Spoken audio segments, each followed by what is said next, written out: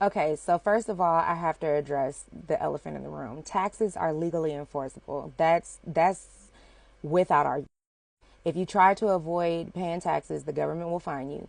After the fines come like financial ruin, basically, because there's going to be extreme interest on them. And if you don't pay the interest and you don't pay the fines, then comes the jail time.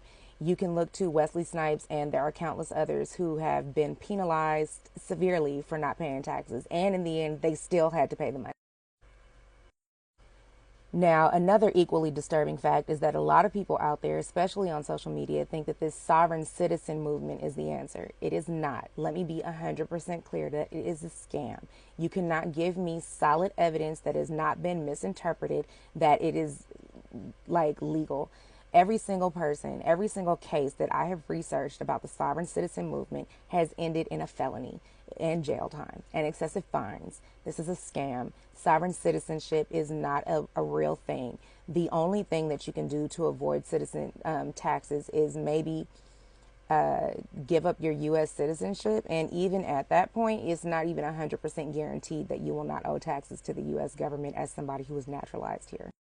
Now, we can talk about the police and the misallocation of funds because, every president, every local governor, every, mayor, they have signed on for additional resources for police departments, whether it's the 1033 program, whether it's Biden, Republican, Democrat, it doesn't matter. Every single politician who has been in office has given additional resources to the police departments. So we can't say that the police don't have enough resources because they're constantly granted more resources. The thing is that they are not prioritizing serving the people as public servants are supposed to, because at the end of the day, there is once again no legal obligation to do so. Their obligation is protecting property and profits. Their obligation is not protecting the people who literally pay their salaries, who literally pay their misconduct lawsuits, who literally pay for their equipment to do their job. That is not their priority. They have no legal obligation to do so. A lot of you are wondering, how did this happen? Well, there was this legislation called Citizens United, and it was passed. And when that happened, these corporations were allowed to dump millions and millions of dollars into our political system. And what that did was grant them excessive lobbying power and really more access to our elected representatives than we have as normal American citizens who make 60, 70, $80,000 a year. Basically they have more access and they have more power to sway our elected representatives. So if we're not doing our due diligence on the donations that our politicians are accepting, or, the history of their political affiliation and things like that, then we vote them in there based on sound bites that they give during their campaigns. And then when they get in there, they cater to the people who gave them the most money, and they protect the profits of the individuals who paid them. So we are, in effect, legally taxed for a system that does not provide for us. So, like, if we go back to the Declaration of Independence, and I realize it was written in 1776, far before the Declaration of Independence was even thought about. Far before the Emancipation of Proclamation was ever even thought about, which means black people were considered, lesser than citizens. We were enslaved. However, what it does do is establish what the original vision for this government was, which was an actual democracy that prioritized the needs of the people over the profits of corporations.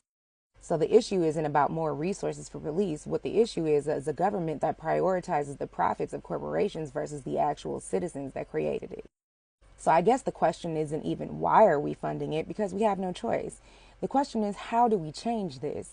We can demand changes from our Congress, because Congress is really the one who has the ability to enact these laws.